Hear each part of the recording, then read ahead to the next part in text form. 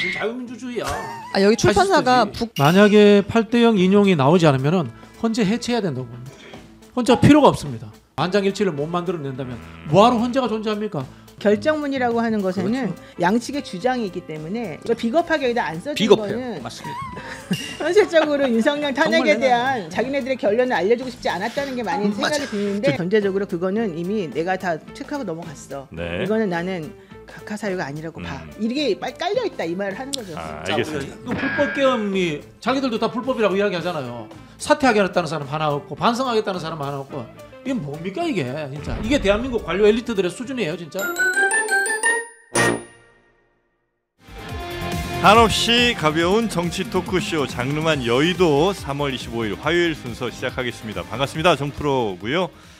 정말 나라가 대혼돈의 카오스입니다. 너무 복잡하고 힘들어서 사실 지금 뭐 중동 지역이나 뭐 전체 국지 정세도 매우 혼란스러운데 워낙 우리 내부적으로 혼란스럽다 보니까 외부에는 아예 신경조차 쓰지 못하는데 지금 외부도 굉장히 뭐 여기저기서 들리는 거 보면 심각하더라고요. 그래서 우리나라 빨리 좀 잘 정리됐으면 좋겠는데 그 날은 상당히 더 오래 걸릴 것 같은 기분이 드는 요즘 세상이고요.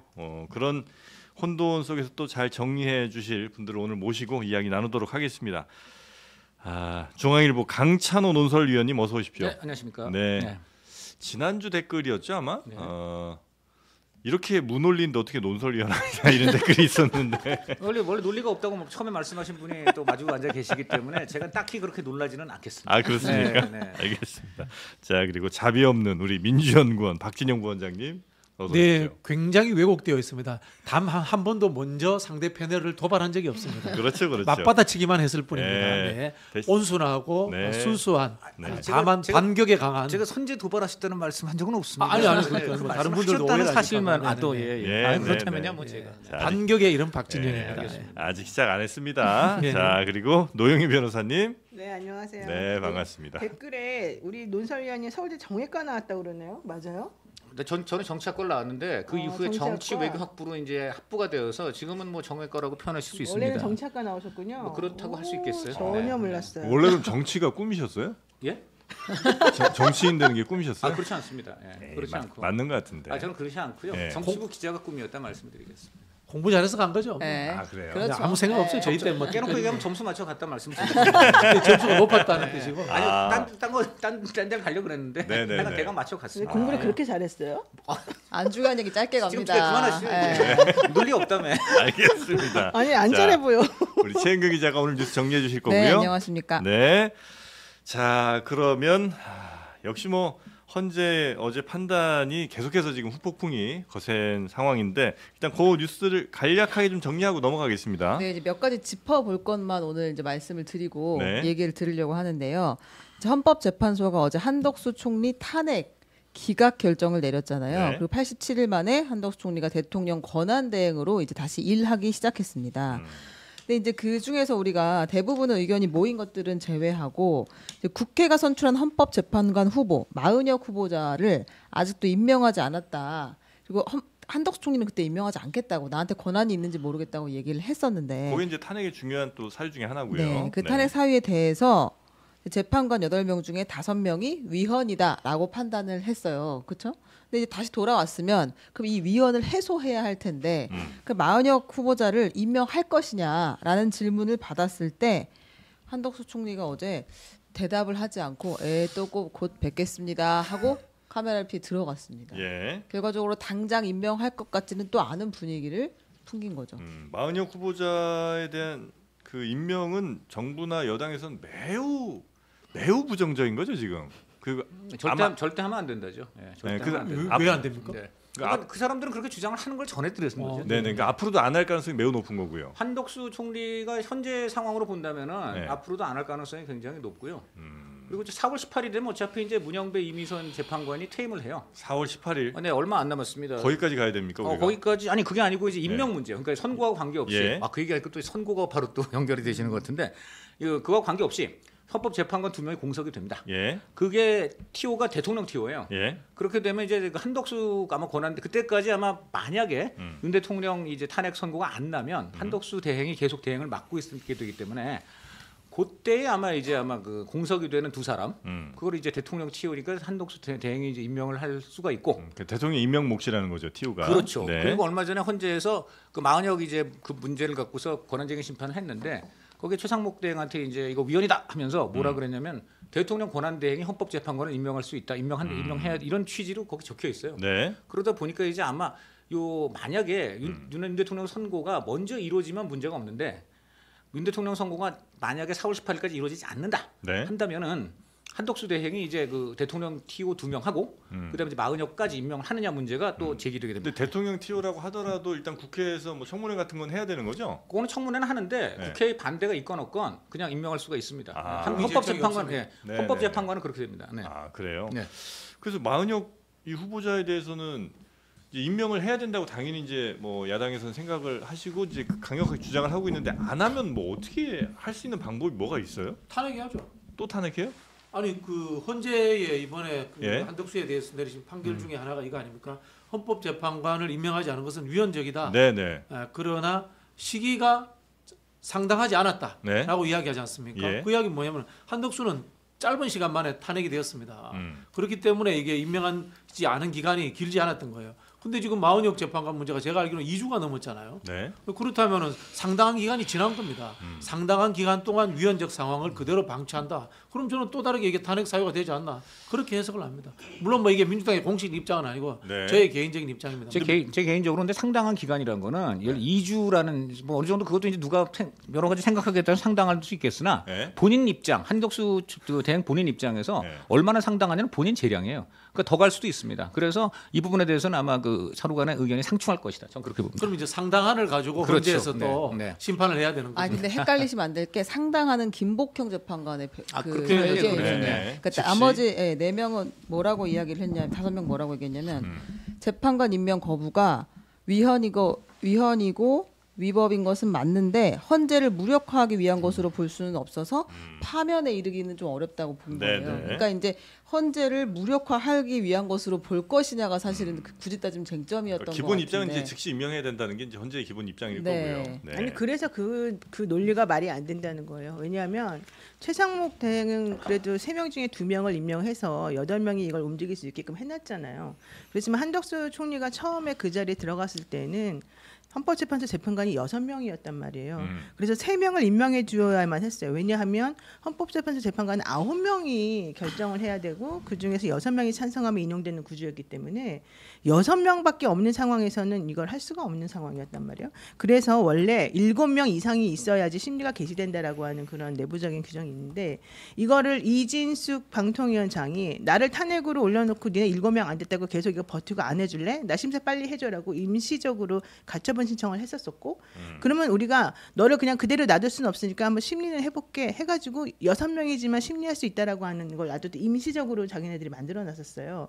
그래가지고 이진숙에 대한 탄핵 심리를 시작을 했는데 그거 하면서도 뭐라고 했냐면 6명에서 6명에 대한 인용 여부를 결정하는 건 매우 어려우니 결정은 못하고 우리가 심리는 할 수 있다. 여기까지만 양보를 했던 거거든요. 네. 근데 이런 상황에서 한덕수 총리가 들어왔고 여기에서 3명에 대한 임명을 안 하고 있었으니까 저는 그 자체만으로도 헌법재판소 재판 기능을 사실은 다 마비시켰다고 저는 보거든요.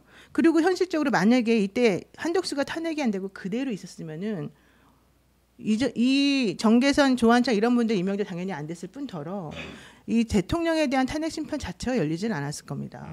게다가 그동안에 지금 이 한덕수까지 10명인가를 지금 탄핵을 시켰지 않습니까? 네. 이 사람들에 대해서도 제대로 된 탄핵 결정이나 재판이 있었을 리가 없게 돼요. 결론적으로 사실은 저는 이 논리가 말이 안 맞는다고 보는 게 뭐 무슨 고의가 없고 뭐 헌법 기능을 마비시키려고 하는 일부러 한 거 아니라고 얘기하고 있지만 저는 그 자체로 지금 헌법 기능을 마비시켰다라고 지금 보이는데 왜 이거를 아니라고 판단하고 중대하지 않다고 보는 게 의도를 우리가 알기 참 어렵잖아요. 이해가 안 가요. 아니 근데 그 결과를 보면 알잖아요. 6명이서는 네. 사실 할 수가 없어요. 그러니까 예를 들어서 제가 배고프니까 짜장면을 사 먹었는데 이 행동이 그 중국집의 매출을 올리기 위한 의도냐라고 본다면 사실 저는 이제 배고파서 사 먹은 것일 뿐이고, 그러나 짜장면집이 돈을 벌 것임은 뭐 누구나 뻔히 알 수 있는 것이니까 이것도 그 의도도 있다고 봐야 되는 건지, 아니면 그렇게까지 판단하는 것이 좀 무리인 판단인 건지가 저는 이제 법 지식이 좀 부족하다 보니까 알기가 좀 어려운데. 근데 짜장면집은 좀 되게 사적인 부분이지만 나라의 헌법재판소 재판은 물론 그렇죠. 네. 재판은 이 헌법 기관인 거잖아요. 예. 헌법 기관의 구성과 기능을 마비시킨 거잖아요. 그게 자기가 의도했든 의도하지 않았든 그렇게 결정이 났잖아요. 충분히 예측된다면. 네. 실제 우리가요 네. 민사 같은 경우는요 그런 고의성이 없다 하더라도 불법적인 행위를 하면 그로 인해서 피해가 발생하잖아요. 그러면 거기에 대해서 책임을 지는 게 바로 민사예요. 네. 고의성 여부를 따지지 않아요. 내가 과실이 뭐 그래야 되겠죠. 네. 네. 그러니까 이런 것도 마찬가지라는 거야. 내가 여기서 무슨 고의가 있어야지만 그러면 뭐 여섯 명이 있으면 아무것도 안 된 애가 뻔히 알면서도 나는 몰라, 난 할 수 없어, 니네끼리 알아서 해갖고 와, 이렇게 그냥 가만히 내버려 두는 것이 그럼 과연 맞나? 3명의 후보가 없는 것도 네네. 아닌데. 제가 근데 이제 작년 탄핵- 말씀하십시오. 탄핵 전과 후가 지금은 다른 것이 헌법재판소에서 2번의 판단이 나왔잖아요. 임명을 할 수 있다 권한대행이, 그리고 해야 한다라는 결론이 나온 것인데, 만약에 마은혁 재판관 임명을 안 한다 그랬는데 윤석열 대통령 탄핵 결정이 4월 18일까지 안 나온다. 한덕수 총리 입장은 계속 나는 할 수 없다라고 하면 그 뒤에 대통령목도 할 수 없는 거죠. 그러면 3명이 빈 상태로 그냥 계속 아무것도 못하는 거죠. 못하고 아니 그냥 와줘야 이들은 되는 또 거 할 수 아니에요? 없다고 안 봐요. 4월 18일 이후는 대통령 추천 몫이기 때문에 나는 대통령 권한대행이니까 나 2명을 임명할 수 있어, 이렇게 할 수 있어요. 그렇게 되죠. 그렇게 마은혁은 국회 추천 몫이 있고 니네끼리 합의가 안 됐으니까 마은혁은 안 해. 하지만 논리고. 나는 대통령 추천 몫인 2명을 내가 할 수 있어, 이렇게 그다음에 된다니까. 그렇게 될 수도 있고, 네. 그다음에는 그때는 여당이 타협을 해서 네. 마은혁도 이제 또 오케이를 같이 하고 그렇게 대통령을 돼서 보낸다? 네, 그렇게 돼서 3명을 모두 임명하는 것이 그럼 이제 아마도 숫자상으로 이길 자신이 숫자상으로 있으니까. 이길 자신이 있어야죠. 그렇게 되면 최소한 보수 성향 범죄 재판관이 5명, 그리고 이제 그게 진보 이제 성향이 시나리오군요. 3명, 중도 1명. 그러니까 그거를 한덕수라고 하는 혹은 최상목이라고 하는 대통령이 임명해 놓은 그런 국무위원들이 권한대행이 돼서 이걸 장난질을 쳤다는 거예요, 결론은. 네. 저는 이제 그래서 이제 우리 정영진 앵커가 이야기했던 헌법재판소는 짜장면집 사장 역할을 해야 된다는 데에 대해서 전적으로 찬성합니다.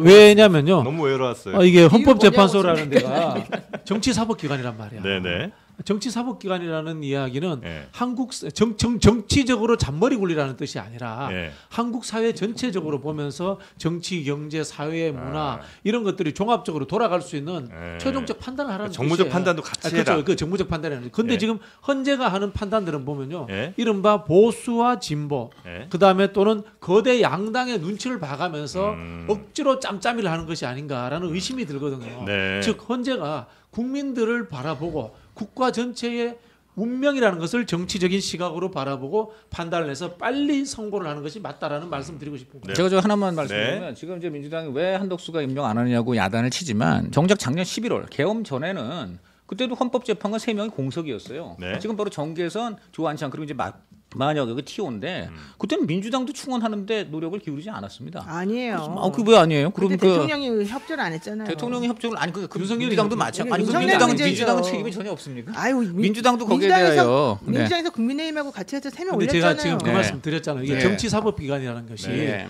국가의 위기가 있는 상황과 위기가 없는 상황에서의 헌법재판소가 대하는 자세는 틀려야 된다는 겁니다.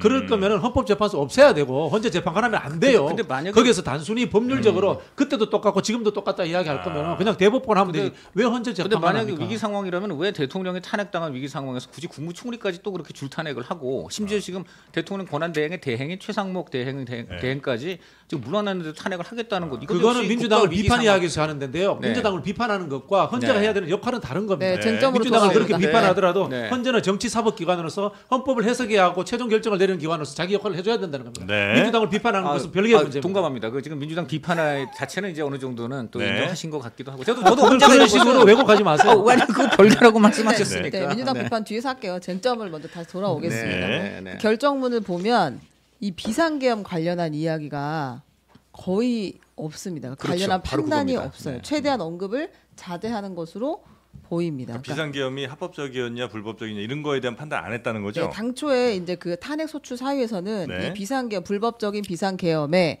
묵인하거나 방조하거나 동조했느냐 했다.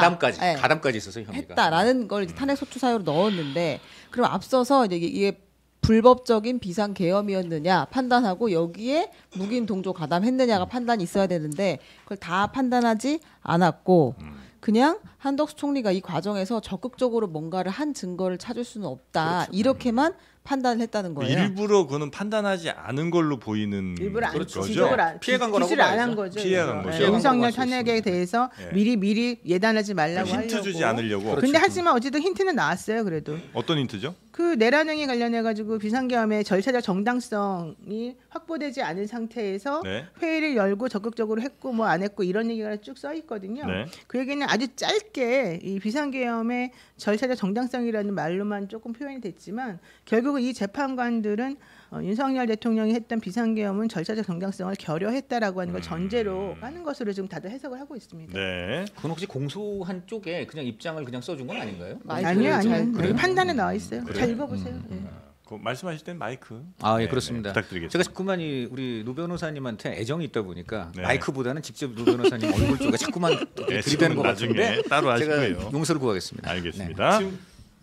네, 아무튼 이거 예단을 피하려고 했는지도 모르겠으나 아니 내란 아주 계엄의 위법성에 예. 대한 판단을 하지 않음으로 해서 결과적으로 안 한 거니까 명시적으로 안 한 거니까 아 되게 더 혼란을 준 거 아닌가. 빨리 결정을 해줄 필요가 있었는데. 40쪽 중에 1쪽만 그게 해당이 되거든요. 그러니까 이게 상당히 민감한 문제이고 해서 하는 거고 저는 한 가지 이제 결국 내란죄를 철회했지 않습니까? 그 이제 국회 측에서 네. 철회를 했는데 이 부분에 대해서 제가 그 조금 들어보니까 그래서 그러면 이제 내란죄를 철회했다는 게 아마 이제 법은 우리 저 노 변호사님 같은 분이 더 잘 아시겠지만 큰 틀에서는 어쨌든 이건 형사 문제인데 이제 빠졌어요. 그러면 헌법적으로 이제 그럼 뭐가 문제가 되는 거냐라는 거에 대해서 국회 측이 변호인단이 보기에는 네. 명확하게 지금 그 부분에서 그럼 다시 이제 범죄를 구성해 줘야 되는데 그게 좀 흐릿했다는 거죠. 그러다 보니까 지금 헌재도 최종적으로 뭐 갖고 문제 삼았냐면 지금 사실관계만 문제 삼았어요. 딱 두 가지. 그러니까 맨 처음에 그 계엄을 이제 하기 위한 그 국무회의 네. 이걸 이제 한덕수 총리가 불이하게 소집을 했다. 국무회의. 예, 그 다음에 두 번째가 저 뭐냐 그 해제도 네. 지연을 했다. 이 두 가지인데 이 두 가지가 모두 그런 사실이 없는 걸로 보인다. 네. 그러니까 그냥 그렇게 해서 기각을 하고. 아 근데 그런 겁니다. 여기서 되게 네. 중요한 부분이 하나 있는데 그 예. 내란죄 철회 관련된 부분이 이제 윤석열 대통령하고 이 한덕수 총리에게 공통된 사유였거든요.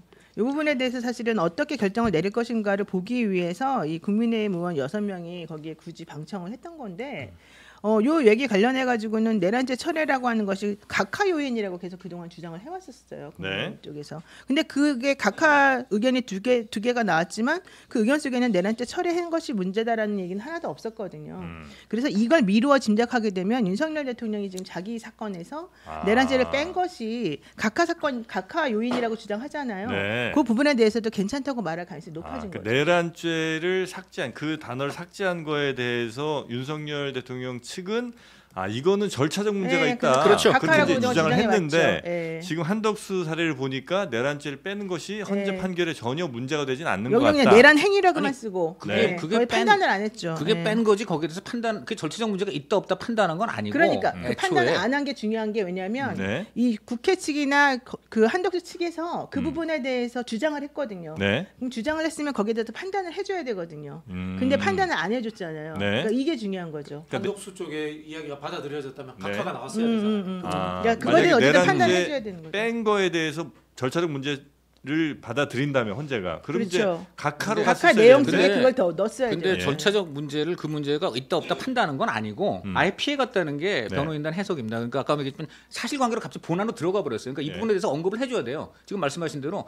그건 각하 사유다 아니면 각하 사유가 아니다 얘기를 해야 되는데 아예 안 했다는 거는 네. 이 부분에 대해서는 결국은 이제 윤 대통령 이제 본안 때 그때 이제 우리가 입장을 밝힐 문제고 네. 여기서는 지금 그게 아니고 어쨌든 간에 이제 한덕수는 여기에 대해서는 이제 죄가 없다고 보는데 그건 그냥 이걸로 그냥 처리하겠다로 그냥 약간 편의적으로 그렇게 해석했다. 그러니까 그렇게 하면 안 되는 그렇게 게 해석하면 안 아니 그렇게 지금 잠깐만. 해석을 하는 분들이 꽤 있어요. 아니 그렇게 해석할 수 있지만 네. 실제 그러니까. 그렇게 하면 안 된다고. 그렇죠, 안 왜냐하면 되죠. 결정문이라고 하는 것에는 양측의 주장이 있기 때문에 거기에 대한 양측의 판단을 내려줘야 되는 거죠. 주장이 그렇죠. 치열했어요. 그리고 예. 되게 중요한 문제였잖아요. 예. 절차적으로. 그럼요. 그러면 당연히 써줬어야 되는 건데 안 써줬어요. 이거 비겁하게 여기다 안 써준 비겁해요. 거는 맞습니다. 현실적으로 윤석열 탄핵에 정말 대한 자기네들의 결론을 알려주고 싶지 않았다는 게 많이 생각이 드는데 리액션 할 거면 방청석으로 가세요. 죄송합니다. 아니 너무 속 시원한 말씀을 해주셔서 네네네, 제가 너무 알겠습니다. 제가 그러지 않아도 근데 헌재 중요한 감정이 건 많아요. 이런 식으로 나올 때에는 네. 이게 전제적으로 이런 행동을 보여줄 때에는 전제적으로 그거는 이미 내가 다 체크하고 넘어갔어. 네. 이거는 나는 각하 사유가 아니라고 봐. 이게 깔려 있다 이 말을 하는 거죠. 알겠습니다. 네. 쉽게 접근해 볼게요. 네. 법이라는 게 상식의 집합체 아니겠습니까? 네. 상식을 구조화시키는 게 법이라고 저는 생각을 하는데 각하라는 것은 재판이 성립되지 않는 거지 않습니까? 자, 재판이 성립되지 않는 것을 먼저 결론 내려줘야 됩니까? 아니면 성립되고 난 이후에 유무죄를 먼저 결론 내려줘야 됩니까? 전자겠죠, 당연히. 전자겠죠. 예. 그러면은 당연히 이 부분에 대해서 트집을 안 잡았단 말이에요. 그럼 그건 각하 인정- 사유가 없다라는 거죠. 네, 네, 인정하고 네. 들어갔다라고 해석할 수밖에 없는 그걸 거죠. 왜 안 밝혀요? 그럼 밝혀야지. 그럼 이런 이유로 각하 사유가 아니다 해야 되는데 왜 안 지금 밝혔느냐? 문제는 안 이제 밝힌 게 공기 한두 마시고 개가 물 아니야. 마시는 거는 당연하기 때문에 안 밝히는 저는 거다. 다시 한번 이렇게 왜 생각하면 돼요. 이 네, 시점에서 네. 제가 노 변호사님께 아까 러브콜을 보냈느냐? 비겁하다 이 표현이 정말 맞다고 봅니다. 아, 헌재가 난처하고 비겁했다. 여러 가지로 네. 이제 비겁해. 네. 네. 아니, 비겁한 그 거예요. 표현도 네, 정말 네. 무지리한 게 네. 무진 게 뭐라고 하셨습니까? 절차적 정당성을 부여한 그냥 12.3 계엄의 불법에 참여했는지 네. 12.3 계엄이 위법 상황인 것에 참여했는지 네. 이렇게 불법 위법 이거 쓰면 되는데 왜 안 써요 진짜? 헌재가 조금 비겁하게 나왔다는 건 세 분이 다 동의하시는 거 방향은 같고요. 비겁하지 않죠. 그렇죠. 엄청 비겁한 거죠. 그냥 방향은 다른데 맞아요. 비겁한 건 네, 동의다. 비겁해, 네. 비겁해. 자, 그리고 아까 잠깐 얘기가 나왔습니다만 한덕수 총리가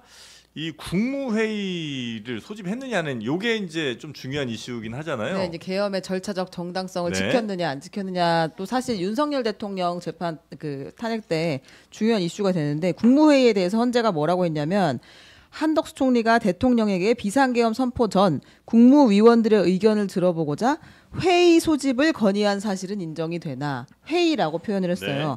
여기서 더 나아가 비상계엄 선포를 건의하거나 절차적 정당성을 부여하기 위해 국무회의 소집을 건의하는 등 적극적 행위를 했다는 증거는 없다. 그럼 이렇게 회의랑 이야기했어요. 국무회의는 완전히 다른 거죠. 구분했죠. 완전히. 이거를 그러니까 완전히 다른지는 우리는 그동안 몰랐지만 네. 여기선 다르게 쓰긴 썼습니다. 예. 그러니까 국무회의라고 한다면 그 절차가 또 있는 거고 그냥 국무위원들이 좀 모여서 얘기한 거는 또 다른 그러니까 정식 국무회의는 아닌 그냥 회의인 거고 그렇죠. 이렇게 이해해야 됩니까? 네, 그러니까 그 헌법 82조에 보면 국무회의를 하도록 되어 있기 때문에 예. 그 절차를 지켰어야 되는데 지금 어쨌든 여기 이 절차를 지키도록 적극적인 행위를 한 게 있느냐 없다.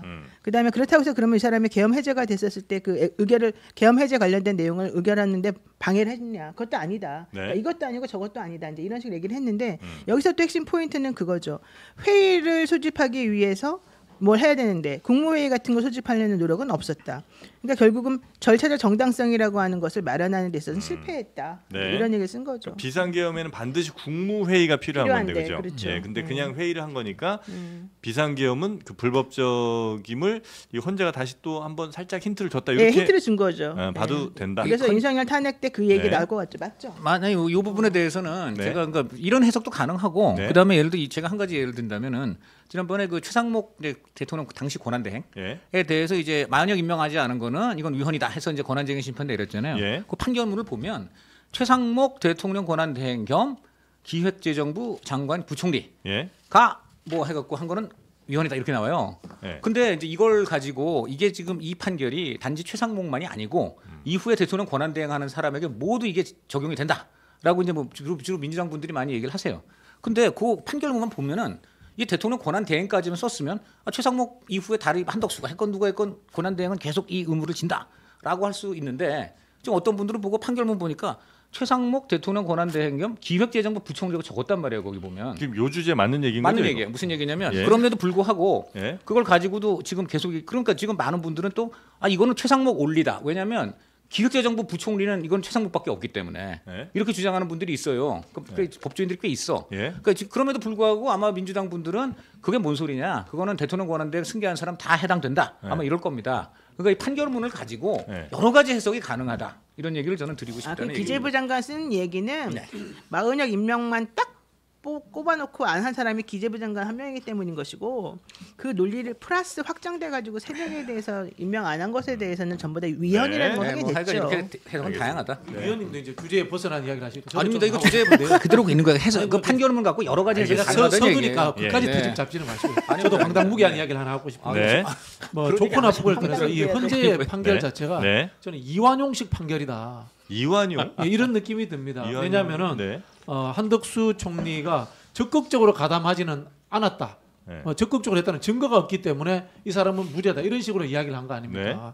이또 히로부미가 을사늑약할 때 우리나라 대신들을 모아요. 그 이완용 등에게 협박을 하고 뭐 난리를 쳤을 거 아닙니까? 근데 이완용도 적극적으로 나는 저항할 수 없었다.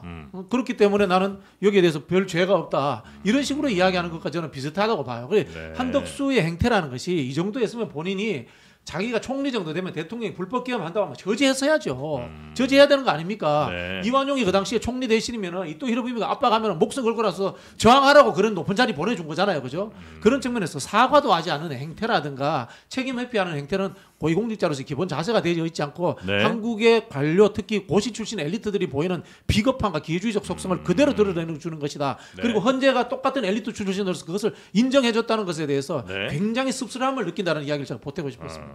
근데 한덕수 총리는 그러면 혹시 민주당에서 일단 한번 탄핵을 시도했었잖아요. 근데 지금 이제 다시 이제 돌아오긴 했습니다만 혹시 마은혁 임명 안 하는 모습을 보이면 다시 바로 재탄핵 들어갑니까? 제 주장을 했으면 좋겠습니다. 그러나 예. 민주당에서 이 논의는 아직 시작하지 않은 걸로 알고 있습니다. 아 그렇습니까? 안 할 것 같죠? 그래도 탄핵 재판에 들어갈 수는 없고 또안 민주당이 할- 할 또 수 할 있는 수는 거는 없죠. 탄핵 소추까지. 예, 탄핵 그러니까 소추 의결. 재탄핵. 예, 재탄핵 소추 의결까지 이제 네, 시도할 네. 수 있습니다. 근데 재탄핵 소추 의결도 안 할 것 같아요. 왜냐하면 네. 이번에 현재 결정에서 마은혁 임명 안 한 것뿐만 아니라 3명 임명 안 했던 한덕수에 대해서도 너가 잘못한 건 맞지만 파면에 이를 정도는 그렇죠. 아니라고 했기 네, 때문에 그게 뭐 세죠. 불필요한 절차를 또 반복할 필요는 없고 지금 한덕수 총리가 돌아온 걸 민주당이 은근히 환영하는 이유는 최상목보다는 그래도 이 대선을 치를 때 있어서 조금 더 나았게 잘할 수 그래요? 있을 것이다라는 것 때문이죠. 내심 그래도 예, 그나마 예, 한덕수가 예, 낫다는 예. 판단. 제가 알기로는 마은혁이라든가 이런 임명 문제에서는 최상목보다 강경하다. 이제 이렇게 네, 좀 봤는데. 그러니까 그래서 그때 네. 되게 전략이었어요. 그래서 이걸 하나를 버리고 이걸 하나 취하는 것이 낫냐 아. 이게 서로 간에 좀 얘기가 좀 덜 된 상태였는데 네. 어쨌든 돌아온다고 해서 그게 완벽히 나쁜 거라고 보지는 않아요. 저는 뭐 알겠습니다. 줄탄핵주의자라서. 다 탄핵 시켜야 된다. 그건 뭐 국회에 우리 그럼 선생님 제가 여쭙고 참 궁금해서 그냥 여쭙는데 만약 줄탄핵을 하게 되면 아마 2주 후로 가게 됩니다. 이제 왜냐면 최상목 탄핵할 거고 그다음에 한덕수 탄핵하면 이제 2주 후 가게 되는데 2주 후도 안 할 것 같아요. 그럼 2주 후 탄핵하고 그럼 예를 들어 4월 18일까지 갑니다. 그 이후에는 이제 문제가 뭐냐면 이제 공석이 되기 때문에 헌재가 기능이 현재로서는 정지될 완전 수가 있는데 마비된다니까요. 자 그렇게 되면 어느 정도 선까지 아마 줄탄핵이 가능할 걸로 보십니까 저는 민주당이? 다 탄핵해도 된다. 다 탄핵해도 된다. 국무위원들 네. 다. 이 시초는 윤석열의 날짜가- 불법 내란에서부터 네. 비롯된 거기 때문에 예. 그걸 왜 우리가 다 억지로 수습하고 우리가 뒤집어 근데 아마 본회의 상정하고 뭐 본인 제공자는 윤석열이에요. 자, 본회의 상정하고 48, 72시간 한다면 아마 4월 18일까지 한 3명 정도 이상은 어렵지 어쨌든 않겠는가? 중요한 건 그게 네. 아니라 151석으로 모든 국무위원들을 탄핵 소추할 수 있다는 게 확인이 됐기 때문에 네. 실제 그렇게 하든 안 하든 간에 앞으로 탄핵이라고 하는 것이 가능하다는 걸 보여줬죠. 네. 근데 문제는 그렇게 하는 것이 과연 타당하고 좋을 것이냐 아니죠 당연히. 그러니까 빨리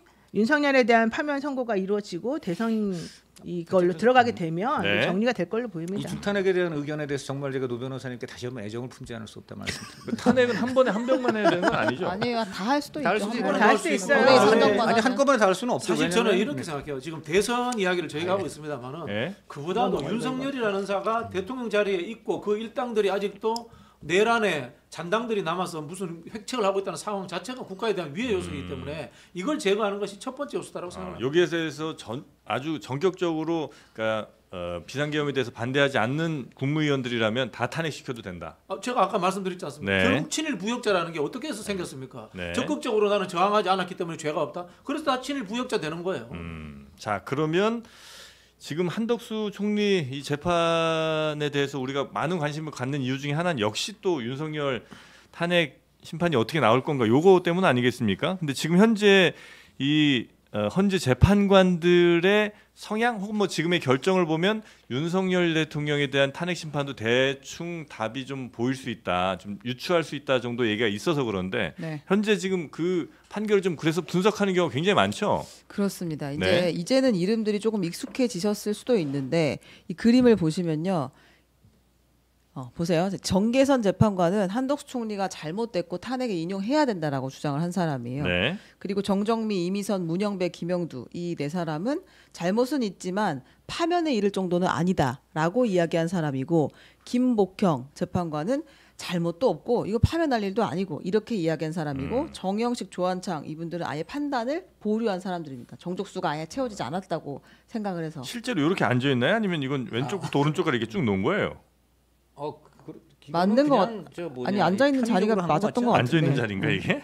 네. 근데 아무튼 굳이 따지면 이 네. 맨 왼쪽에 정계선 재판관이 있다고 보면 되고 네. 판단을 보면 맨 오른쪽이 김복형 재판관이 있다고 보면 될 것 아. 같아요. 네. 명시적으로 본인들의 판단을 드러낸 것을 보면. 네. 그리고 내부에서도 이게 우리가 항상 8대 0으로 그동안 대부분의 결정들을 내려오려고 노력했던 것 같은데 헌법재판소에서. 근데 이제는 완전히 노골적으로 그냥 각자 개인의 의견을 다 드러내는 결정을 했다. 그럼 윤석열 대통령 그 탄핵도 이렇게 늦어지는 것이 다 서로 생각이 정말 조금씩 그리고 정말 극과극으로 달라서인 거 아니냐라는 생각까지 나오는 거죠. 다 모아서 결정내고 이것이 이제 헌재 스타일이 아닌 걸로 우리가 이해해도 됩니까? 이제 헌재가 이제 우리는 8대 0 내지는 하여튼 다 의견을 모아서 더 이상 국론 분열을 시키지 않고 다 의견 모아서 이제 하나의 의견으로 낼 것이다라는 생각도 많이 했었는데 원래 헌재가 꼭 그래야 되는 건 아니에요. 그래야 되는 건 아니지만 네, 지난번에 공보관도 그렇게 표현을 했고요. 네. 이제 그 탄핵과 같은 중요한 부분에 있어서 의견이 달라지게 되면 국론 분열이 심화되니까 지난번 같은 경우에는 그냥 8대 0으로 인용 결정을 내렸던 것이고 실제 대부분의 이 헌재에서는 결정은 다 저렇게 다 갈리죠. 네. 근데 이제 아무래도 대통령 탄핵이라고 하는 게 두 번째 있는 일이고, 그러니까 세 번째죠 이번에 이제 노무현 전 대통령까지 포함하면 이제 세 번째 있는 일이고 지금은 그 어느 때보다도 국론 분열이 너무 심해가지고 양측이 너무 좀 공격적으로 대응하는 부분이 있기 때문에 이런 것들을 해결하기 위해서라도 가급적이면 재판관들은 하나로 통일해 주는 게 사실은 제일 좋았다. 그래서 네. 그쪽으로 한번 해보려고 했던 것 같기는 합니다. 그런데 뭐 그게 정 안 되는데 그걸 인위적으로 만들 수는 없는 거 아니겠습니까? 예. 재판관들은 원래 목에 칼이 들어와도 자기가 해야 된다는 생각을 하는 사람들이라서. 네. 근데 이제 이번에 그걸 조금 본 것 같고요. 대신에 이건 관련하고 제가 확인할 수 있었던 거는 첫 번째로 그동안에 윤석열 대통령에 대해서는 기각보다는 각하가 나올 것이다라고 하는 게 이제 윤석열 지지자들이 많이 했던 얘기들이거든요. 네. 각하 8대 0 얘기를 자꾸 했었었고 그 이유 중에 하나가 내란죄, 내란 행위 요거 가지고 얘기했었던 거. 철회한 것 때문에. 근데 이제 이 부분과 관련해 가지고 사실은 이 한덕수 총리 결정문에서 이 내란죄, 내란 행위 관련해서 똑같은 부분이 있었었는데 그거 넘어간 그 거. 부분에서 넘어갔기 때문에 한 허들을 넘었다. 네, 이 부분에 대해서는 네. 저는 좀 긍정적으로 봐요. 우리 네. 강천호 위원님은 어떻게 보실지 모르겠지만 그래서 저는 약간 다르게 봅니다. 네. 죄송합니다. 그래서 그런 부분과 관련해가지고 네. 저는 이 결정문이 쓰여지는 방식이나 그다음에 재판관들이 이거를 언급을 제대로 안 하는거나 이런 것들을 보게 되면 실질적으로 내란 행위나 내란죄는 지난번에 박근혜 때하고도 비교해봤을 때에도 네. 각하 요인은 아니다라고 생각합니다. 적어도 각하는 아니고 저의 요인 기각 내지 생각이고요. 인용인데 예. 그- 두 번째로는 적극적 행위에 대해서는 사실은 이제 중대한 헌법 위반이라고 판단하는 게 그동안의 헌재 결정이었기 때문에 그거 역시 이제 인용하는 쪽으로 저는 이제 판단을 좀 내려봤어요. 그러니까 이제 이러다 보면은 각하 8대 0은 타당성이 없는 것 같고 기각을 한다 하더라도 여기서 이제 기각이라고 하는 게 이 5가지 중에서 어떤 게 중대하지 않은 사유여서 기각이 될까? 이 부분 관련해 가지고 저는 조금 퀘스천 마크라서 저는 오히려 정말 숨기려고 노력하고 자기들의 마음을 드러내지 않으려고 노력했지만 결국 이 한덕수 드러났다? 결정문을 보면 예. 드러났다. 그래서 오히려 각하에 대한 가능성은 더 줄어들었다 이렇게 봅니다. 각하 가능성 매우 줄어들었다. 윤석열 대통령 탄핵 심판에 관해서는 혹시 이 다른 의견 없어요? 뭐 저는 미리 또 황당무계한 얘기를 하자면은 네. 첫째 우선 제가 볼 때는 이번에 확실하게 네. 사실 대통령 권한대행 그 심판이란 것도 그거 가벼운 게 아니지 않습니까? 대통령 다음으로 중요한 건데 여기서 솔직히 대놓고 이렇게 이견을 다 노출한 결과를 국민한테 보였단 말이죠. 네. 이거 그대로 이제 대통령 아마 본안 심판에서도 비슷하게 갈 거다. 이 상황이 이전될 가능성이 굉장히 높다. 그래서 지금 아까 말했는데 8대 0 각하설이 한 대 있었는데 이건 어려운 게 제가 볼 땐 정계선 재판관은 거기서도 확실하게 인용을 때릴 것 같아요. 네. 확실하게 인용을 때리기 여기서부터 안 됩니다. 그래서 각하를 할 8대 0으로 이제 가급적 이제 각하를 원하는 분이 있다면 8대 0을 원했겠지만 우선 그건 안 된다. 정계선 재판관이 더군다나 임명된 지 얼마 안 된 분이거든요. 앞으로 계속 헌법재판관으로 이제 계속 이제 본인이 이제 자기가 이제 활동을 해야 되는데 네. 여러 가지를 볼 때에도 본인은 본인 또 소신이 그렇겠죠. 그러니까 본인이 100% 인용이라고 할 것이고 따라서 그렇기 때문에 8대 0 각하는 저는 있을 수가 없을 것이고 아마 근데 지금 이번에 제가 이렇게 보면 결국은 조한창, 정형식 그리고 이제 김복형 이 세 분인데 네. 이번에 보면 확실하게 보면은 이분들이 그 윤석열 대통령 탄핵에 있어서도 예. 다른 분들하고는 의견을 좀 달리하는 것 같아요. 예. 왜냐하면 이 조한창하고 정영식 이 두 분이 각하를 했다는 거는 예. 굉장히 법리 그 자체를 따진 거예요. 이건 예. 딴 거 볼 거 없이 이거 정족수가 200인데 예. 그 왜 이걸 갖고서는 지금 문제를 삼냐 예. 해가지고 아주 그냥 더군다나 조한창 이분은 사실 이렇게 결정한 본인 지위가 지금 시비가 걸려요. 그렇게 되거든요. 네. 왜냐면 200석이라면 결국 지금 저 우리 최상목 대행 임명이 무효가 되는 것이고 네. 본인을 임명한 행위도 이게 뭐 그게 꼭 100% 이제 그 뭐 본인이 쫓겨나는 건 아니겠지만 법적인 시비는 분명히 걸립니다. 근데 그럼에도 불구하고 이렇게 했다는 거는 굉장히 원칙 법 절차 따지는 분들의 얘기고 법문구 하나하나 따라갈 그렇죠. 사람이다. 따지는 분들의 얘기고 두 번째 김복형 이분은 지금 보면은 확실하게 이거 위헌 위법 아니다라고 네. 했잖아요. 그래서 이 세 분이 보면은 뭐 유추를 해보자면 인용을 강력히 주장하는 다른 분들에 비해서는 네. 절차를 굉장히 따지는 분들이다. 그래서 이렇게 5대 3 정도 5대 3 생각? 정도 가능성이 있다. 예, 그렇게 근데 봅니다. 또 하나 각하를 주장하는 사람들은 특징이 그거예요. 본안까지 판단하고 싶지 않다. 본안 본안에 판단은 대한 매우 판단을- 불리해질 거라. 본안에 대한 판단을 드러내고 싶지 않다. 예, 네. 나는 그냥 좀 앞에서 끝내고 약간 싶다. 힘들다고 보고 알겠습니다. 있습니다. 저는 뭐 노영희 변호사님 예측에 좀 동의를 하면서요. 네. 만약에 8대0 인용이 나오지 않으면은 헌재 해체해야 된다고 봅니다. 헌재가 필요가 없습니다. 만장일치가 나오지 않으면 대통령의 이 자리와 관련되는 것들을 네. 결정하는 것에서 만장일치를 못 만들어낸다면 뭐하러 헌재가 존재합니까? 그냥 이거 지금 정치적 성향의 문제. 네. 그다음에 그런 걸로 판단할 거면 국회에서 최종심으로 끝내버리면 되는 거 아닙니까? 왜 그러면 이런 헌법재판소라는 제도를 둡니까? 헌법재판소라는 제도를 두는 건요. 네. 민주주의적 절차 위에 공화적 절차를 통해 가지고 합의하고 수기하라는 뜻입니다. 네. 다양한 의견들을 모아서 합의하고 수기할 능력이 안 된다면은 헌법재판소의 재판관으로서 국가의 원로의 역할을 할 수 없는 수준의 사람들이 임명된 거예요. 그럼 이 사람들은 헌법재판관 저는 그만둬야 된다 이런 생각이 듭니다. 요거 하나만 좀 짧게 여쭤보겠습니다. 그러면 시간이 걸리더라도 8대 0으로 가는 게 좋아요? 아니면 조금 시간을 땡겨서라도 6대 2 정도로 8대 0으로 가는 것이 헌법재판소의 본연의 기능의 임무라고 합니다. 시간이 더 걸려도 우리 대한민국이 민주공화국이라고 이야기하잖아요. 예. 민주주의라고 하는 것은 대의된 기관에서의 예. 다수의 지배를 이야기합니다. 예. 공화국이라고 이야기하는 것은 합의와 수기를 통해 가지고 공공선을 추구한다는 뜻입니다. 네. 대한민국에는 상원이 없기 때문에 사법기관이 공화적인 역할을 하고 있고 그 제일 꼭대기에 있는 것이 헌법재판소입니다. 그래서 늘 합의제 기관으로서 만들어내는 건데 네. 지금 한국 사회가 윤석열 일당에 들어서면서부터 합의제 기관이 무너진 게 합의제 기관이라는 것은 다양한 사람들의 극단적인 사람들을 집어넣으라는 뜻이 아니라 극단적인 사람들을 배제하고 합의가 가능한 사람들을 집어넣으라는 이런 뜻으로 존재하는 거거든요. 네. 그런데 이준숙 위원장이라든가 뭐 특정한 어떤 재판관이라든가 아주 강력한 사람들을 집어넣음으로 인해 가지고 합의 구조를 완전 깨버린 거예요. 이 기관의 성격에 맞지 않게 구성되어 버린 거예요. 이런 이 정도 된다면 정도라면 이거는 해체해라. 헌재전은 해체해야 된다. 이런 어쨌든 생각이 빨리 듭니다. 해야 되죠. 지금 너무 늦잖아요. 8대 0을 하려고 너무 늦게까지 할 수는 그러니까 없죠. 그게 두 분 약간- 의견이 다르시네요. 그러면 예. 보니까. 그럼 여기는 갈리는 것 8대 0. 같더라고요. 네. 본인은 그러니까 어떻게 해서든지 빨리 이 상황을 끝내려면 설령 2명이 설득이 안 되더라도 6대 2라도 빨리 통과시키는 게 저는- 낫다. 저는 저 네. 이건 분명히 말씀드려서 거기가 아까 말한 대로 뭐 합의 수기 중요합니다만은 네. 이것도 결국은 법원이고 재판 그럼 재판이라는 말을 쓰질 아예 말고 무슨 합의 헌법 합의소라고 하든지 이거 재판입니다. 그리고 법관들이에요. 그리고 법관들은 법과 양심에 따라서 네. 본인들이 각각 판단을 하는 겁니다. 그러니까 거기에 따라서 이 결정을 하는 거지. 그러니까 저는 시간이 걸리더라도 네. 당연히 최종적으로 이제 어떤 식의 타협이나 합의가 안 되면 타협. 뭐 이런 식으로 해갖고 비슷한 말이죠. 네 그런 게 아까 지금 말한 대로 우리 저 한덕수 총리 같은 경우처럼 네. 뭐 저렇게 뭐 5대 1대 이런 식으로 나올 수도 있는 거고요. 저는 그러니까 분명히 이거는 절차적 정당성이 제일 중요하다 이렇게 말씀드리겠습니다. 알겠습니다. 자, 그나저나 그 최상목 전 권한대행은 매우 밝은 표정으로 어제 자리를 했더군요. 그래서 뭐 활짝 웃는 모습이 또 카메라에 잡혀서 어제 그 뉴스가 또 되기도 했는데 네. 그거 잠깐만 좀 볼까요? 네.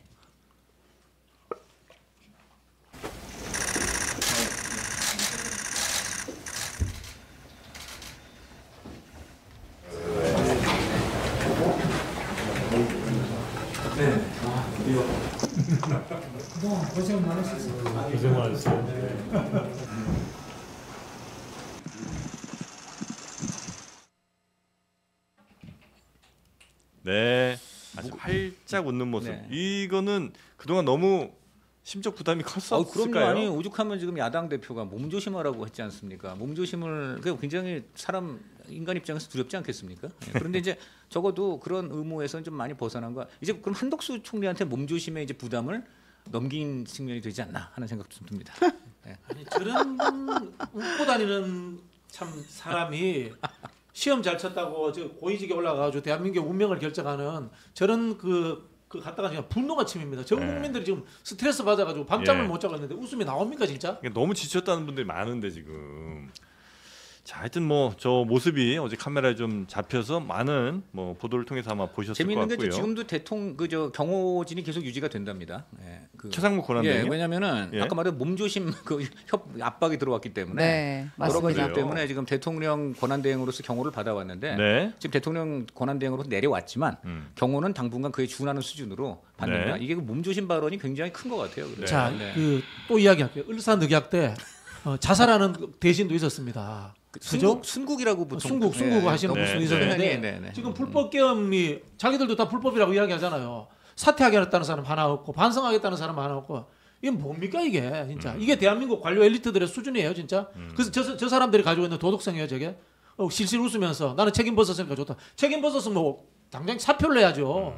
분노가 치민다는 말씀이신 것 같고요. 근데 최상목에 대한 탄핵이 민주당은 진행하겠다는 얘기를 하고 있죠. 네, 민주당에서 이제 어떻게 결론을 내릴지는 아직 모르겠는데 탄핵의 실효성이 떨어진다는 지적에 대해서도 일단 권한대행 시절의 위헌 위법에 대한 징계 처분은 유효하다라면서 탄핵을 하겠다는 목소리들이 여전히 크게 있는 것 같습니다. 네.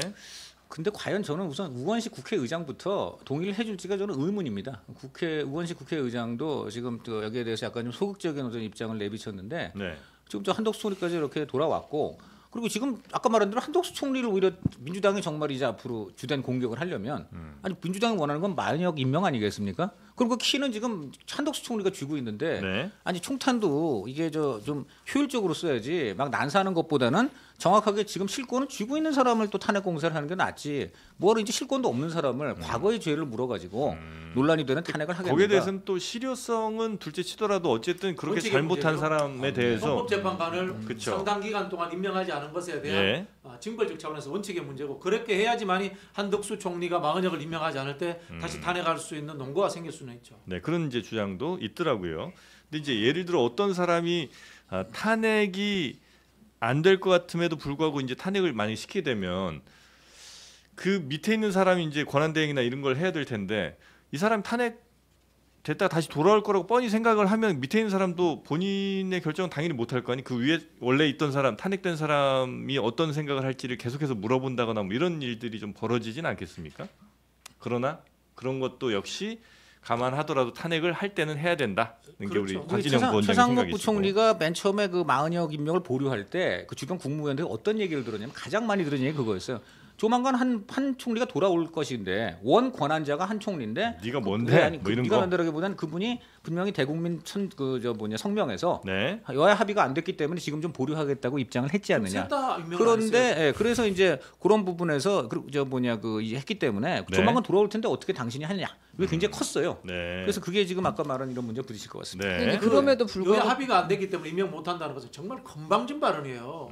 제가 말씀드리겠지만 국회는 합의 기관이 아닙니다. 대의민주주의 기관이고 다수의 의안 지배를 원칙적으로 하는 기관입니다. 그리고 상권 분립인 상황에서 국회가 합의를 하든 그다음에 뭐 난장판을 피워서 통과시키든 왜 그 행정부의 수장이 관여를 합니까? 우리가 하고 있는 종편 이거 옛날에 전부 다 합의해가지고 통과된 법입니까? 대한민국의 모든 법이 다 합의해서 만들어졌습니까? 말도 안 되는 거짓말을 하고 있어요. 그러니까 합의는 되면 더욱 좋은 거지만 안 될 때는 되더라도 표결에 의해서 그 뜻을 관철하는 게 맞다. 당연하죠. 모든 네. 법이 다 그렇게 근데 됐습니다. 헌법에서 미디어법, 네. 종편 이거 만들었던 법들 합의됐습니까? 그때 몸싸움했는데 다 MB가 몰아붙여서 통과시켰어요. 다 종편 다 만들어졌잖아요. 근데 헌재에서 판결 내렸다고 바로 국회도 이행을 안 한 적이 무지 많습니다. 예를 들어 낙태죄.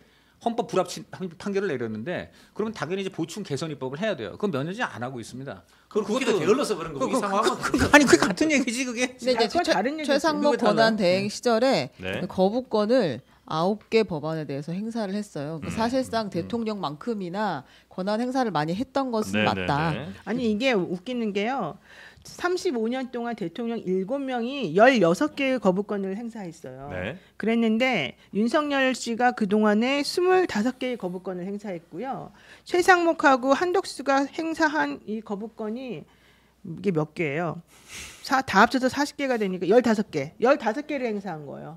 최상목하고 한덕수가. 한덕수. 그래서 최상목, 한덕수, 윤석열 합치면 40개예요. 네. 35년 동안 7명의 대통령이 거부권 행사한 게 16개인데. 이 문제와 별개로 네. 민주당이 한 행정부 하에서 탄핵을 30번 발의한 경우도 처음이다. 왜 그랬냐고. 왜 그랬겠냐고. 별개 왜 말씀. 그랬겠냐고. 아니, 이게 완전히 행정부입니까? 그러니까 이게? 이게 아니, 그러니까 윤석열 누가 누가 먼저 자, 잘못했는지 따져봐야 돼. 국무위원들을 네. 전부 다 자기네 네. 마음대로 인사청문회 하거나 말거나 마음대로 임명하고 네. 결국 이모와 자, 이거까지 우리 최은경 만들었잖아요. 기자. 문재인 예. 정부 때도 마찬가지야. 네, 완전히 아니에요. 별개로 제 개인적으로 별개로. 되게 당황했던 제목은 그 최상목 군 퍼스널 컬러 그거 퍼스널 컬러. 퍼스널 근데 컬러. 사람이 별거 아닌데 그 장면 하나에 화가 날 때가 있는데 저는 거기서 뭐지 이런 생각이 잠깐 네. 들었어요. 다른 얘기 갑니다. 그 사진 자, 없나요? 이제 이재명 대표 재판이 내일이죠. 네, 그렇습니다. 그 이재명 대표 내일 오후 2시에 선거법 2심 선고가 나고요. 그리고 그 24일에 열렸던 대장동 개발 비리 본류 사건 재판에서 증인 불출석을 해가지고 재판부가 과태료 300만 원을 부과했다. 이런 뉴스가 있습니다. 네.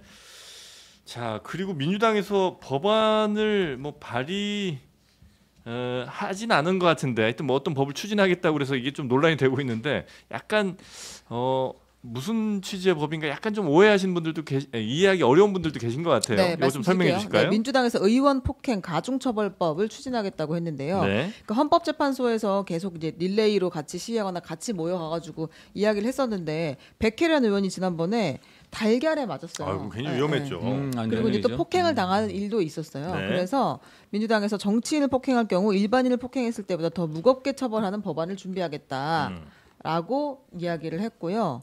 요것에 대해서 비판도 나오고 있습니다. 홍준표 시장은 어제 페이스북에 이재명 의원을 때리면 아예 사형에 처한다는 법안도 발의해라라고 이야기하기도 했습니다. 이게 네. 국회의원 특권 아니냐라는 이야기도 나오고 있고요. 네. 이게 어떻게 보십니까? 이게 국회의원들이 어쨌든 안정적으로 국회 의정 활동도 해야 되고 그다음에 뭐 이런 대중들을 만나는 그러니까 불특정 다수를 만날 일들이 종종 있다 보니까 당연히 안전에 더 많이 신경 써야 될 것 같긴 한데 그렇다고 해서 이 국회의원들을 폭행했을 때 더 큰 죄를 물리는 것도 이게 가능한가 하는 생각을 하시는 분들도 있는 것 같거든요. 글쎄요, 저는 이게 어느 정도 진행되는지는 현실적으로 잘 모르겠습니다. 예. 다만 백혜련 의원이 계란을 맞은 상황에 대해서 조롱을 한다거나 자작극이라고 한다거나 그건 안 이런 되죠. 식의 접근하는 네. 것은 좀 문제가 있지 않나라는 생각이 드네요. 네.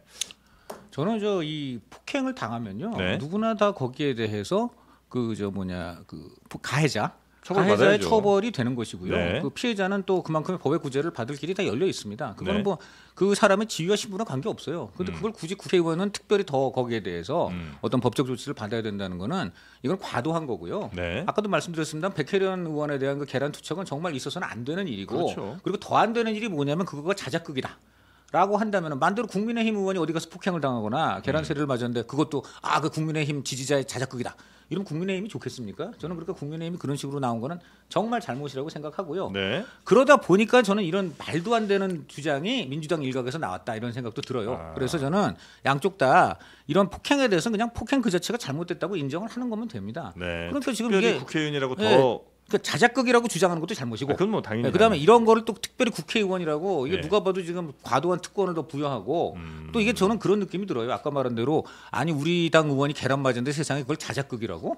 열받아. 나도 그러니까 좀 약간 이런 보복 심리 이런 게 나온 거 아닌가 싶은데 그 정도는 양쪽의 갈등을 이런 식으로 계속 양쪽이 서로가 자제해야 된다. 저는 네. 이렇게 봅니다. 일단 저는 뭐 이걸 자작극이라고 한 의원은 당 차원에서 국민의힘 차원에서 좀 저는 어떤 징계 조치나 경고를 할 네, 필요가 네. 있다는 생각이 들고요. 네. 다만 이런 폭행 문제보다 저는 더 시급한 것이 국회 회의법 문제라든가 증인감정법 문제, 즉 공무원들이 자료를 제출하지 않을 때, 그다음에 정인들이 지금 불출석할 때 이렇게 해서 국회 활동을 마비시키는 행위에 대해서는 엄벌에 처할 수 있는 국회법 개정이 분명히 있어야 된다. 그거는 맞다고 라는 생각이 봐요. 듭니다. 네네네. 혹시 이거는 가능해요? 법적으로 예를 들어 어떤 사람, 어떤 직업을 가진 사람에게 폭행했을 때 더 무거운 처벌을 하게 되는 거는 가능합니까? 원래 그래서 그런 거는 평등 의미에서 보면 안 되죠. 그런데 예. 옛날에 하도 문제가 된 게 버스 기사 폭행했을 때 네네네. 특정한 직업군에 대해서 가중처벌하는 거를 만들었죠. 여러 사람의 안전을 네. 그 담보하는 교통을 거니까. 방해할 수 있고 네. 생명을 위협하니까 네, 그런 거죠. 그런 그런 건, 예. 그 국회의원도 과연 그러한 근데 법익이 이제 있다면 이번 거 같은 경우는 국회의원에 대해서만 그런 특혜를 또 준다는 거는 저도 조금 부적절한 면이 있다고 생각하고 네. 그 아까 말한 대로 그럼에도 불구하고 조롱하고 자작극이라고 그러고 이런 사람들에 대한 처벌을 오히려 더 강화하는 쪽도 필요하지 않겠는 생각이 들긴 합니다. 2006년도에요. 박근혜 그 당시 이제 야당 대표입니다. 테러를 당합니다. 아, 네. 그때 노무현 대통령이 냈던 메시지라든가 네. 그 당시 여당이었던 열린우리당이 냈던 메시지를 한번 보세요. 굉장히 우려하고 건강을 걱정해 걱정을 줍니다. 많이 했죠 그때. 걱정을 해주고 테러가 있었으면 안 된다는 것을 선제적으로 발언을 합니다. 근데 지금 상대 국민의 정당이라도. 그렇죠. 근데 네. 국민의힘은 이걸 즐기면 안 됩니다. 먼저 네. 자기들이 관련성이 있을 수 있는 가능성이 존재하기 때문에 차단하고 여기에 대해서 끊어주는 것이 맞아요. 반대로 네. 박근혜 쪽에서 그 당시에 나 같은 정치인에 대한 테러는 일반의 테러보다 가중 처벌해야 된다. 그런 움직임도 없었어요. 그러니까 양쪽이 다 좋은 네네네. 어떤 그 알겠습니다. 스탠스를 없을 취했다. 수밖에 없었죠. 열린우리당이 그렇게 잘 잘해주니까. 정확하게 아니, 그것 때문에 말했는데 먼저 앞장서서 제가 얘기를 해주니까. 이건 말이 안 대체로 되는 의견들이 거고. 이제 네, 그건 좀 동의가 말이 안 되시는 되는 것 같고요. 자, 그리고 심우정 검찰총장 딸 관련 특혜 의혹이 있습니까? 네, 심우정 검찰총장의 딸이 국립외교원 그리고 외교부 직원으로 채용되는 과정에서 특혜를 받은 정황이 나왔습니다. 두 곳 모두 심 총장의 딸이 채용 공고에 나온 자격 조건을 채우지 못했는데도 합격했다라는 건데요.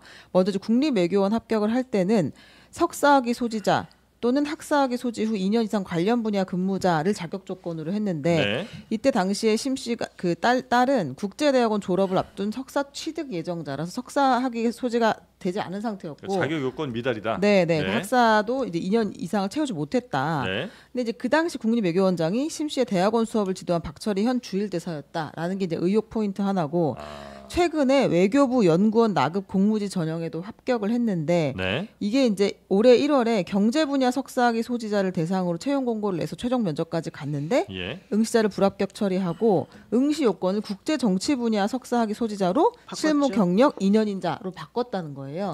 그래서 자격을 아예 바꿔버렸어요. 네, 맞춤형으로. 네. 경제였는데 경제에서 다른 걸로. 국제 정치로 예. 바꿨다고 합니다. 그래서 그 심 씨가 합격을 했는데 그 국립외교원에서 일한 기간이 8개월 정도밖에 되지 않기 때문에 그 실무 경력 2년 여기엔 또 미달한다는 여러 거예요. 조건이 다 안 됐네요. 네, 그러니까 안 됐는데 예? 결과적으로는 두 번 다 합격을 했다.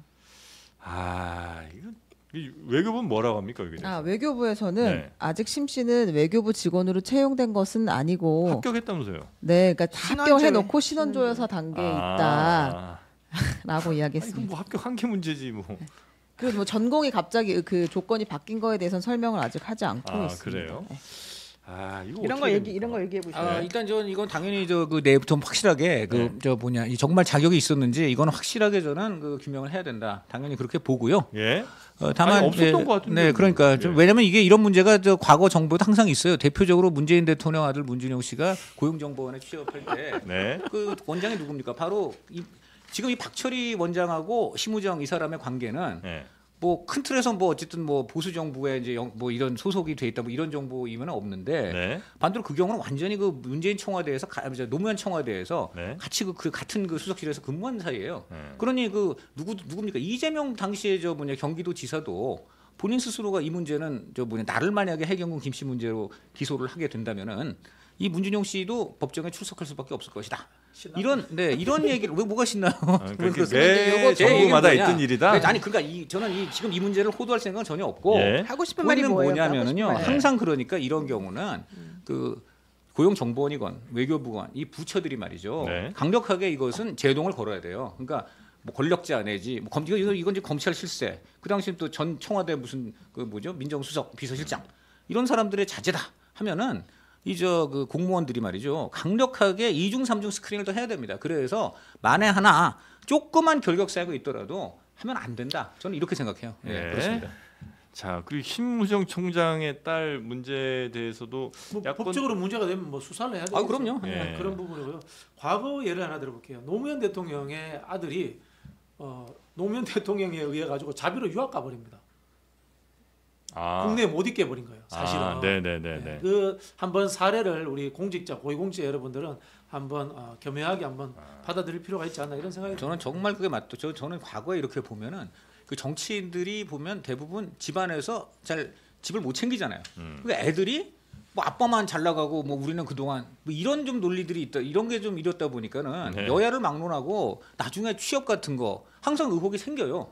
그게 정말 저는 여기서 그 정치인들도 그렇고 그 가족들이 정말 어쩔 수 없는 거예요. 저는 의혹이 왜 생기는지 모르겠는 게 서류를 냈어요. 조건에 안 맞아요. 네. 그럼 뒤도 돌아보지 않고 탈락이에요. 이게 왜 문제가 되는지 모르겠고 네. 만약에 이게 진짜 이 특혜 채용이었다고 하면 본인이 아빠를 얘기했겠지. 아니면 아빠가 얘기를 했겠지. 내 딸이 있다고. 그렇지 않고서 이 사람들이 이 신모시기 씨가 무슨 우리가 뭐 마 씨도 아니고 뭐 곽 씨도 아닌데 신모시기 씨가 심우정 총장의 딸인지를 알고 찾아본 다음에 특혜를 그러니까 준다? 고로 외교부 쪽에서는 그런 특혜줄 의혹이 전혀 없다 뭐 이런 주장을 하시는 본인이 거지. 주장을 아빠가 누구라고 얘기를 했거나 힌트를 썼거나 그렇지 않았으면 아니 뭐 이거를 그럴 수도 있는 거지 뭐. 그러니까 저는 이게 이 채용 같은 건 진짜 이해가 잘 안 돼요. 채용 비리 의혹이니까 이건 자, 무조건 근데, 수사해야 돼요. 아니, 그리고 네, 자, 네. 지금 검찰이 말이죠. 딴 것도 아니고 조만간 선관위 지금 수사 많이 해야 돼요. 그 선관위 수사를 하는 기관의 장이 네. 지금 그 장 딸도 지금 문제가 되고 있다면 그렇죠. 그 여기 지금 그런 서겠습니까? 상황이잖아요. 그럼 이 다 같이 점에서는 수사를 해야 되는 거죠. 정말 이 그러면. 부분에만큼은 그 우정이니 뭐니 가릴 거 없이 확실하게 우정이니 뭐니 가릴 거 없이. 우정의 채용이 아닌가? 네. 네. 뭐 있을 수 없는. 아니 근데 진짜 네. 예를 들어 검찰총장의 만약에 자제들이라고 하면 사실 어떤 기관이든 되게 검찰총장이니까 겁은 날 쫄죠. 거 아니에요. 아니, 그보다는 보험을 들고 싶겠죠. 아 이거 기회다. 왜 이래? 뭐 그러니까 아 뭐 자제분 모신다. 그런 보험이든 아이고, 아니면 겁났든. 네, 아, 네. 참 전자건 후자건 그 공무원들 혼나야 됩니다. 근데 어떻게 이렇게 전공까지 바꿔가지고 요건이 안 맞는데 그리고 그걸 외교부는 다 전과가 있어요. 맞춰주는지. 과거에 네. 저 이명박 정부 때 그 유시성관인 장관분이 계셨는데 예? 그 딸이 외교부 특채 논란이 그때 있었어요. 아. 그랬는데 그 외교부가 이런 게 장관님이 좀 많아. 그래서 그 장관님이 처음에 기자들이 이거 어떻게 된 겁니까 하니까 내 딸이니까 오히려 더 엄격히 했을 겁니다 이랬어요. 그랬다가 그날 청와대에 착신 그냥 엄청나게 깨지고 네. 그 다음날 사표를 냈습니다. 아, 그래요? 유명한 장관이네 유명한 장관. 제가 네. 그 소환해서 죄송합니다. 유명한 장관 유무의, 따님 유무의. 네. 외교부 특혜 채용 논란. 알겠습니다. 외교부는 반성해야 됩니다. 네. 외교부가 유독 근데 좀 약간 이너서클 분위기가 좀 있긴 있는 것 같더라고요. 지금 이렇게 대한민국 가족들. 정보기관이 많죠, 다 마피아돼 많죠. 있습니다. 다 특히 마피아돼서. 외교부는 네. 심한 게요. 그죠? 직업 외교관 제도잖아요. 예. 이게 선진국에는 거의 다 허물어졌어요. 그러다 보니까 이게 뭐 외모고시 패스하면은 네. 우리와 다른 삶을 삽니다. 한 보편의 사람들과 다른 삶을 살기 때문에 그 다음에 또 외국 가면 어쨌든 공간도 주어지고 교육 문제도 주어지고 이런 것들에 굉장히 익숙해져 있는 거예요. 네네. 이거 직업 원래- 외교관 제도의 근본적인 문제점이 원래 고시 제도가 고시 패스하면 그때부터 완전히 지난번과 다른 인생을 산다는 게 좀 있긴 있죠. 저는 그 점에서 노 변호사님 또 존경합니다. 아, 사법고시. 아니, 그러니까 고시 합격한 그런 분이신데 네. 다른 사람과 같은 삶을 사시면서 이걸 국민과 함께 한다는 점에서 저는 국민과 함께 하고 있다는 아유 네. 고맙습니다 네. 변호사님. 네. 사실은 좀 더 다르죠. 네. 사실은 좀 더 아, 다른 게 달라고요? 저는 이제 한국 사회에서 이거 빨리 자리 잡아야 된다고 생각하는데 네. 변호사는 직업이기보다는 자격증으로 빨리 자리 잡는 것이 중요하다는 생각이 듭니다. 아. 네. 아, 자꾸 이상한 얘기. 어쨌든 이 특혜 채용은 진짜 이상한 상황인 거예요.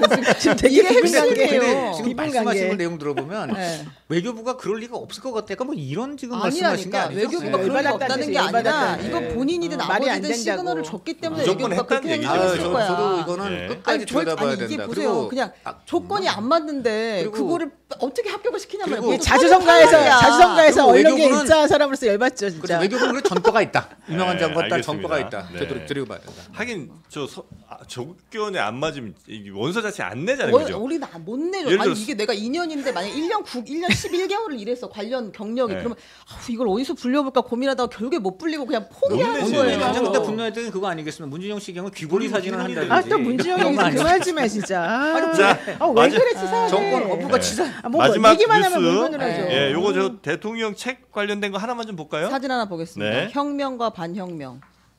요게 이제 윤석열 대통령의 비상계엄을 옹호하는 책이죠. 네, 비상계엄을 옹호하는 책인데요. 아, 키스스. 근데 여기 이 책에 앞 표지는 이제 윤석열 대통령의 얼굴이 들어가 있고요. 뒤에 지금 이 눈발에 휘날리는 데서 이제 은박지를 둘러싸고 있는 우리가 이제 알고 있는 키세스 시민단의 사진이 들어가 있습니다. 근데 거기 이제 자막을 보니까 한남동에서 그를 기다린다.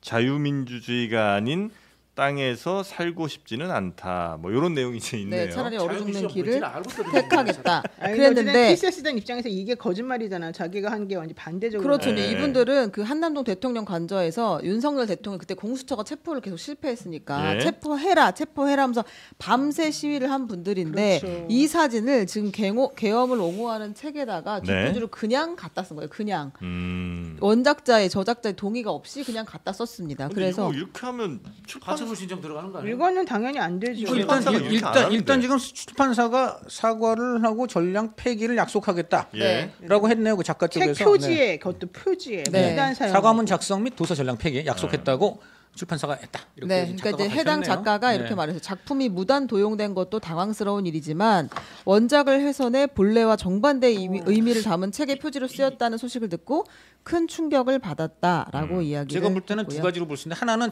어떤 단순 실수 이거는 근데 있을 수, 뭐 그거는 이제 하나의 가능성이고 단순 실수가 아니고 제가 볼 때는 이 출판사 내지 작가 뭐 하여간 이 제작한 중에 누군가가 일종의 한마디 속된 말로 한다면 엿을 먹이는 그러니까 아, 쉽게 말하면 이제 이거 이 진짜- 그림의 원래 이제 취지와 정반대로 네. 한마디로 딱 이 책에 이제 박아가지고 누구에게 엿을 먹 뭔가 이 작가의 의도에 정반대제잖아요.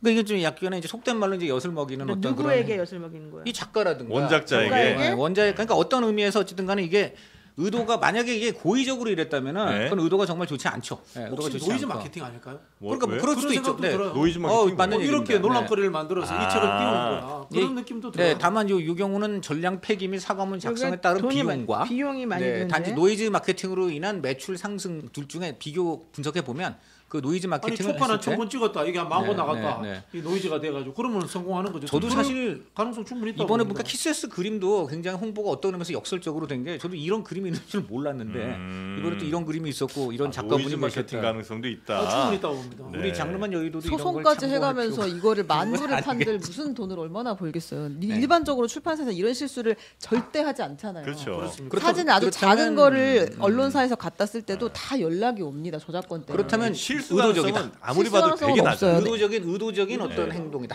노이즈 가능성이 있다고 보고 네. 제가 하나 말씀드리면 제가 자유민주주의 전공자입니다. 그렇습니다. 그래서 저한테 전화하셔가지고 자유민주주의가 뭔지 좀 듣고 쓰시기 바랍니다. 이 윤석열이 무슨 자유민주주의야? 아, 여기 출판사가 파시스트지. 북저암이라는 곳인데요. 네. 검색해 보시면 그럴싸한 책들을 썼습니다. 검색은 알아서 하시기 바랍니다. 근데 벌써 출판사 홍보도 됐네. 그 이름도 특이하네. 아니, 이건 좀 우리가 지금 알아봐야 노이즈에 될것 속아가지고 같아요. 우리가 지금 홍보를 이용당한 해주고 있는데 거예요? 다 해주고 있는데 이용 나가고 있는데 네. 우리가 지금 PPL 신청 좀 하시는 게 어때요? 그러면 우리도 한번 이용해 보겠습니다. 그렇죠. 네, 예, 네, 네. 인터넷 비교원이라고 여러분 아마 들어보셨을 그렇죠. 겁니다. 네. 네, 인터넷 비교원이 뭐 하는 곳이죠? 하여간 되게 좋은 곳으로 알고 있어요.